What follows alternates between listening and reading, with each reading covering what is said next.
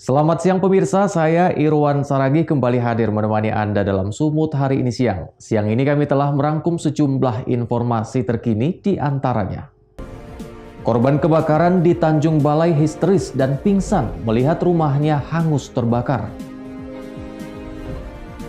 Pemerintah Kabupaten Labuhan Batu Selatan menggelar Musrenbang LKPD tahun 2022. Bupati Zahir dilantik menjadi Ketua PW MAPMI Sumatera Utara masa bakti 2021-2025. Selain cuplikan berita tadi, kami juga akan menghadirkan beragam informasi lainnya. Pemirsa, kita jelang Sumut hari ini siang selengkapnya.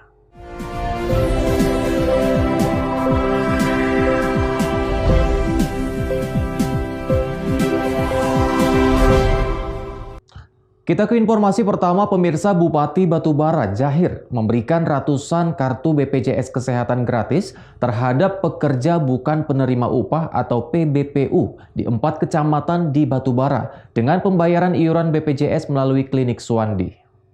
Pemberian kartu BPJS Kesehatan gratis sebanyak 360 warga penerima yang digelar secara simbolis di klinik Suwandi dilaksanakan dengan penerapan protokol kesehatan. Bupati Batubara Zahir yang merupakan sosok pemimpin familiar yang akrab dengan masyarakat langsung menyapa satu persatu warga penerima BPJS gratis tersebut. Menurut Zahir, bantuan BPJS tersebut merupakan bantuan klinik Suwandi melalui CSR untuk masyarakat yang belum mempunyai BPJS kesehatan dan diutamakan terhadap pekerja bukan penerima upah atau PBPU agar dapat merasakan pelayanan BPJS secara gratis di Kabupaten Batubara. Memberikan sebagian keuntungan untuk membantu masyarakat yang belum punya kartu BPJS Kesehatan. Nah, hari ini dipilih bagi yang non pekerja bukan penerima upah. Jadi ada lebih kurang 360 KK tersebar di beberapa kecamatan, dipilih kemudian hari ini diserahkan. Supaya apa? Supaya masyarakat pekerja non penerima upah ini juga mendapatkan pelayanan gratis terhadap kesehatan melalui kartu BPJS Kesehatan di Kabupaten Batubara. Sementara itu, owner klinik Suwandi, Dr. Guru Wahyu Nugraha, mengatakan penerima kartu BPJS gratis ini rata-rata kaum duafa yang didata pernah terdaftar di PPI, namun diputus karena dana Dinas Kesehatan Provinsi tidak ada. Wahyu juga mengungkapkan terkait iuran BPJS gratis tersebut merupakan bantuan dari Bupati Batubara Zahir serta Kapolres Batubara yang setiap bulannya disalurkan pembayarannya melalui klinik Suwandi. Ini masyarakat yang kita data kemarin yang pernah terdaftar di PBI tapi diputus karena dana Dinkes Provinsi tidak ada.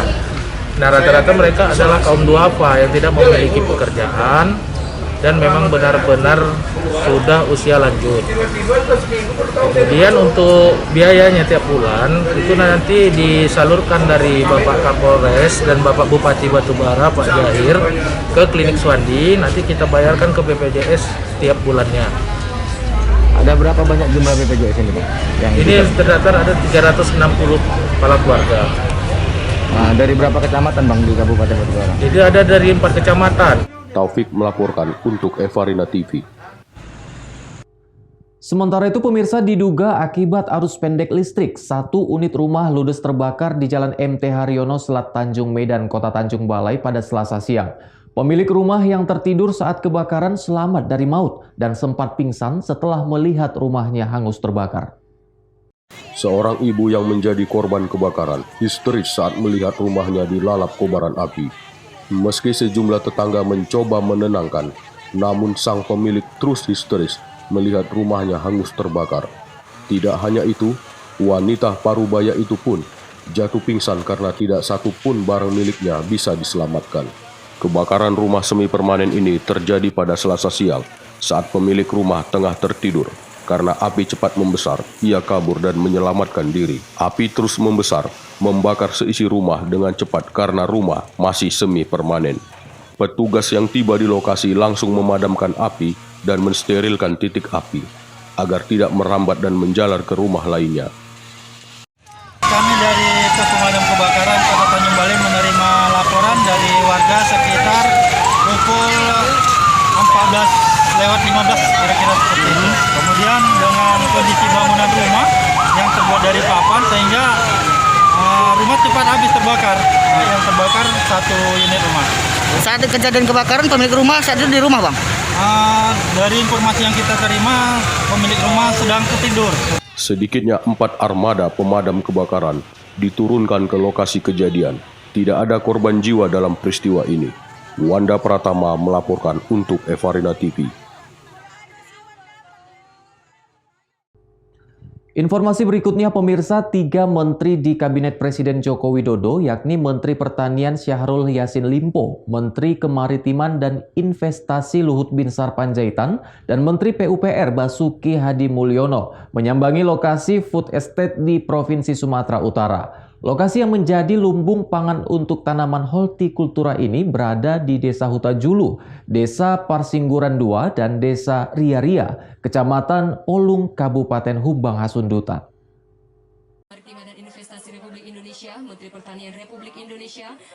Kedatangan ketiga menteri pada Selasa 23 Maret 2021 disambut Gubernur Sumatera Utara Edi Rahmayadi dan sejumlah bupati lainnya dari kawasan Tapanuli Raya. Rombongan menteri tersebut memulai agenda kunjungannya dengan ikut memanen perdana tanaman kentang di Desa Ria-Ria di areal seluas 215 hektar lahan food estate. Tingkat keberhasilan dari pertanaman hortikultura kentang ini diperkirakan mencapai 75%. Di Humbas, secara terkonsentrasi ada 3 komoditi, bawang putih, bawang merah, dan kentang. Dan hari ini Menko Luhut bersama Menteri PUPR menyaksikan kita panen perdana dan hasilnya cukup bagus. Dari semua lahan yang kita siapkan kurang lebih 215 hektar itu, 75% menghasilkan rata-rata yang katakanlah sejajar dengan tingkat nasional yang ada. 20-30% diantaranya baru belajar menanam, tidak juga gagal tetapi tidak optimal, dan itu yang terus kita lakukan karena ini lahan-lahan baru. Dan Pak Menko sudah perintahkan atas perintah Presiden untuk ini dikembangkan lebih cepat sampai 1.000 hektar. Insya Allah kelihatannya petani-petani yang ada di sini kelihatannya sangat happy dengan apa yang ada. Kerjasama untuk ekspor Pak, ekspor Pak bisa. Sehingga Menteri Pertanian berharap dengan dibukanya lahan pertanian food estate di Provinsi Sumatera Utara dapat mensejahterakan masyarakat khususnya di Kabupaten Humbang Hasundutan. Syahrul Yassin Limpo mengatakan perluasan pembukaan lahan pertanian di areal food estate ini akan terus dilakukan. Hamparan lahan yang membentang dari Desa Hutajulu hingga Desa Parsingguran II dengan luas 2.000 hektar akan terus dikerjakan Al-Sintan yang telah disediakan pemerintah Kabupaten Humbang Hasundutan berkolaborasi dengan pihak Kementerian Pertanian. Di tahun 2021, tambahan lahan seluas 785 hektar juga sudah hampir selesai dibuka. Keseluruhan lahan ini nantinya akan ditanami tanaman hortikultura, yakni bawang merah, bawang putih, dan kentang. Lahan yang memiliki luas ribuan hektar tersebut nantinya akan diolah masyarakat sekitar dan hasil panen akan ditampung oleh pihak perusahaan investor. Hal tersebut dilakukan guna menjamin hasil panen tidak terganggu faktor fluktuasi harga. Rahmat Tinton Banjarnahor melaporkan untuk Evarina TV. Pemerintah Kabupaten Labuhan Batu Selatan menggelar Musrembang RKPD tahun 2022. Beritanya akan hadir sesaat lagi.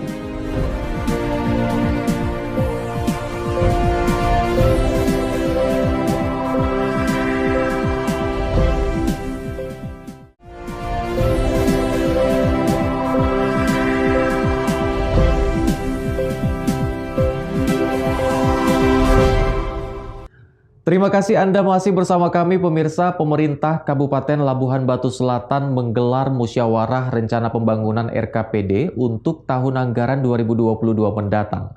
Hal ini guna menyepakati permasalahan yang ada dan memprioritaskan pembangunan serta menyepakati program kegiatan paku indikator makro pembangunan di daerah.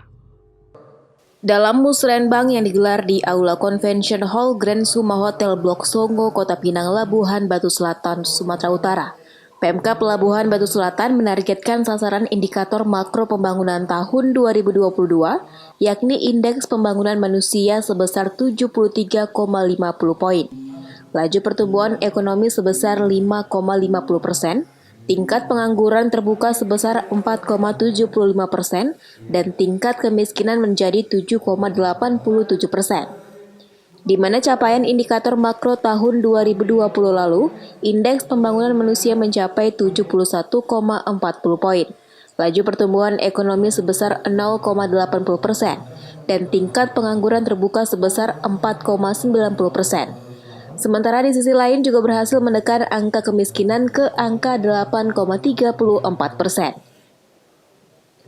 Untuk rencana pembangunan sendiri difokuskan kepada peningkatan sumber daya manusia, peningkatan layanan dasar, peningkatan ekonomi masyarakat, pembangunan dan penataan objek wisata, peningkatan dan pemerataan bangunan infrastruktur strategis, dan peningkatan layanan publik serta pembangunan sarana dan prasarana pemerintahan daerah. Kepala Badan Perencanaan Pembangunan Daerah Kamaludin Siregar menyebutkan, selain memprioritaskan pembangunan infrastruktur pendukung ekonomi, pada tahun anggaran 2022, pihaknya juga memprioritaskan peningkatan kualitas tenaga kerja dan lapangan pekerjaan, serta peningkatan mutu dan pelayanan di bidang pendidikan dan kesehatan. Pertama, menyepakati permasalahan pembangunan di daerah Kabupaten Lombok Selatan. Yang kedua, menyepakati prioritas pembangunan di daerah Kabupaten Selatan. Kemudian menyepakati program kegiatan, pagu indikatif, indikator, dan target kinerja serta lokasi pembangunan. Kemudian penyelarasan program dan kegiatan pembangunan daerah dengan sasaran dan prioritas pembangunan provinsi. Kemudian klasifikasi program dan kegiatan yang merupakan kewenangan daerah kabupaten dengan program dan kegiatan. Capaian prioritasnya apa saja nih, Pak? Kemudian untuk prioritas perencanaan Kabupaten Lombok Selatan tahun anggaran 2022, yang pertama peningkatan kualitas tenaga kerja dan lapangan pekerjaan. Yang kedua, peningkatan mutu dan pemerataan pelayanan pendidikan. Yang ketiga, peningkatan ketersediaan infrastruktur pendukung ekonomi. Kemudian yang keempat, peningkatan kualitas dan pemerataan pelayanan kesehatan. Kemudian kelima, pengembangan industri perdagangan. Dan yang terakhir, yang keenam, pengembangan ekonomi kreatif melalui pemanfaatan dan perlindungan hak kekayaan intelektual. Pada Musrenbang RKPD Kabupaten Labuhan Batu Selatan, tahun anggaran 2022 ini mengambil tema menumbuhkan kemandirian ekonomi dengan menggerakkan sektor-sektor ekonomi kerakyatan yang didukung investasi dan infrastruktur. Ucok Sitorus melaporkan untuk Evarina TV. Informasi berikutnya pemirsa, jalan provinsi penghubung antar Kabupaten Humbang Hasundutan dengan Kabupaten Pakpak Barat rusak parah. Selain mengancam keselamatan pengendara, pasalnya jalan ini tidak mendapatkan perhatian dari pemerintah selama 2 tahun.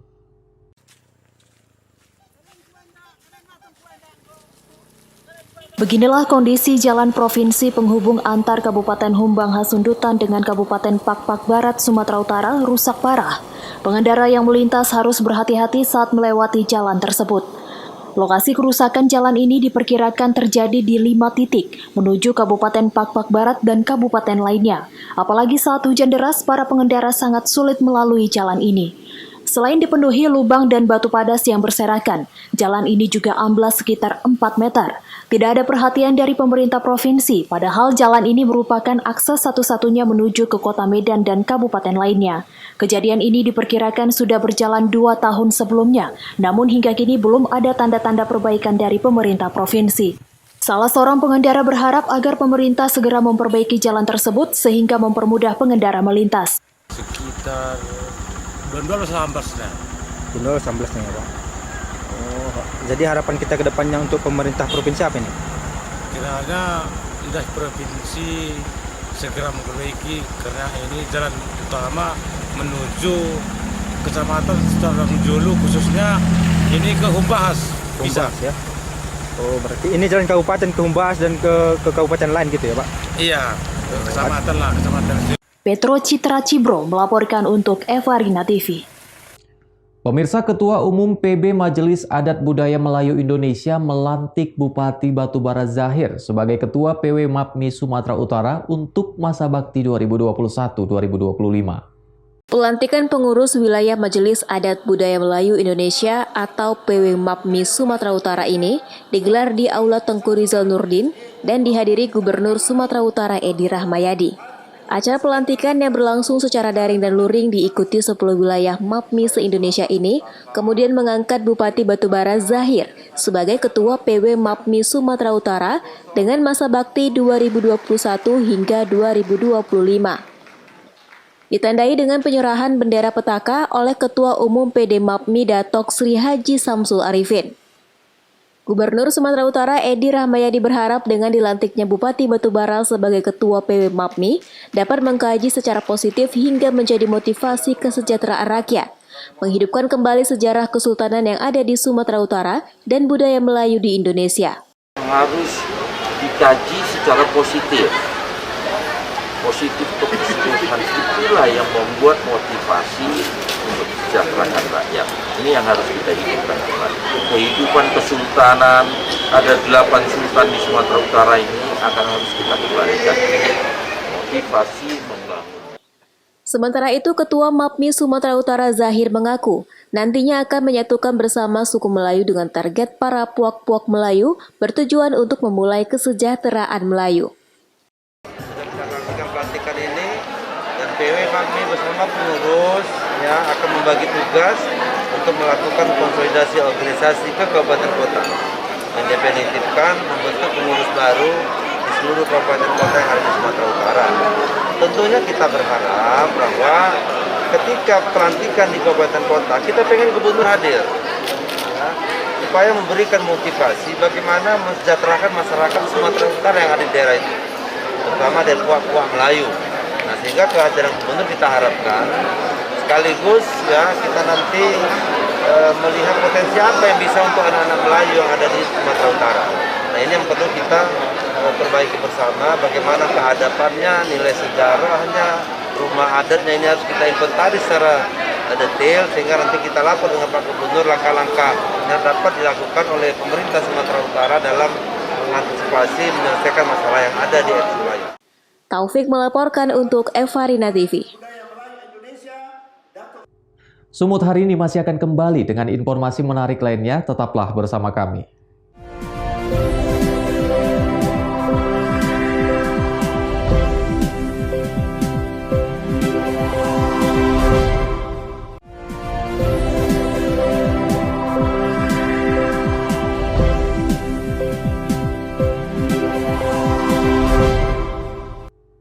Terima kasih Anda masih bersama kami pemirsa. Pasca tawuran antar dua kelompok warga saling serang di Jalan Lintas Medan Belawan pada Selasa pagi.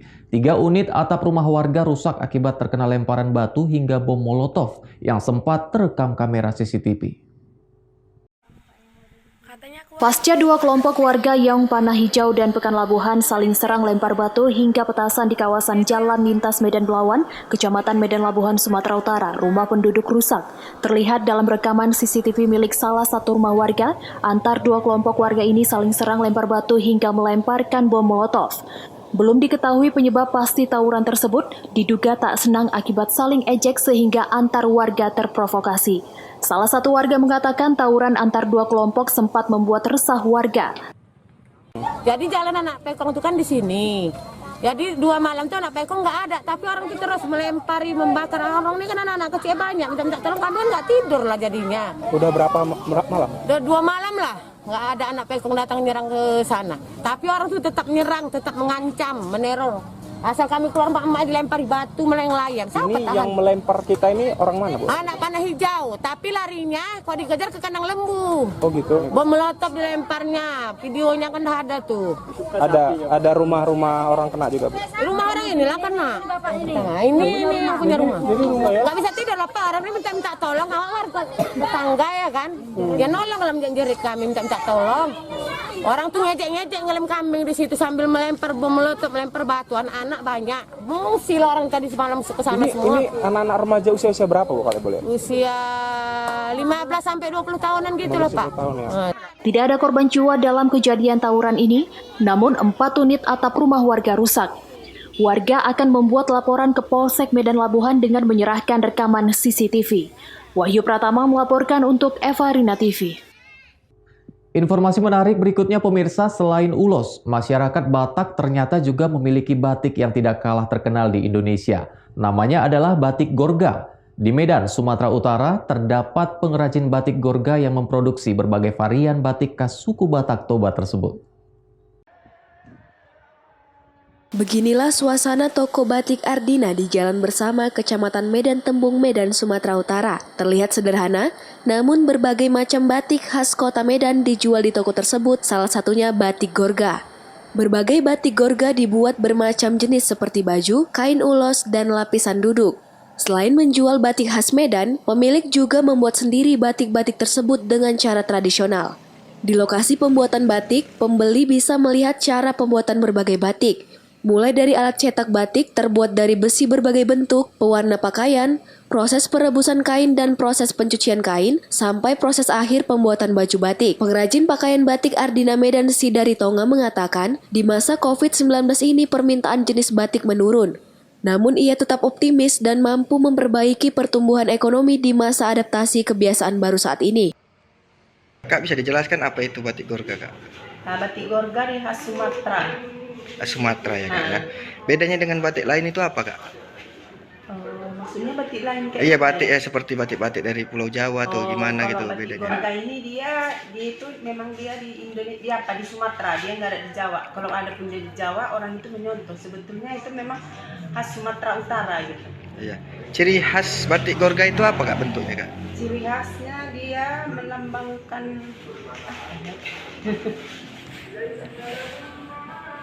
pokoknya dia ciri khasnya khas Sumatera lah gitu. Iya. Motif-motif batik Gorga itu seperti apa, Kak? Seperti ini. Seperti ini dia. Harganya berapa, Kak? Dia harganya 150 sampai 200. Itu yang paling mahal? Atau yang paling Dia murah? tergantung kainnya. Kainnya. Yang paling murah atau paling mahal itu berapa, Kak? 150 lah dia paling murah. Biasanya dibuat di sini untuk apa, Kak? Untuk baju, ada juga bikin aksesoris juga. Aksesoris juga ya? Tapi banyak dia untuk bikin baju. Untuk bikin baju ya. Kasih ya, Kak. Biasanya permintaan batik khas Sumatera Utara ini mampu menjual ratusan kain per bulannya. Namun saat ini hanya mampu menjual puluhan jenis kain batik. Harga batik Gorga sendiri bervariasi, mulai dari harga ratusan ribu hingga jutaan rupiah. Wahyu Pratama melaporkan untuk Evarina TV. Pemirsa, informasi tadi sekaligus mengakhiri pertemuan kita dalam Sumut hari ini siang. Saya Irwan Saragih mewakili kerabat kerja yang bertugas pamit undur diri dari hadapan Anda. Terima kasih atas kebersamaannya dan sampai jumpa.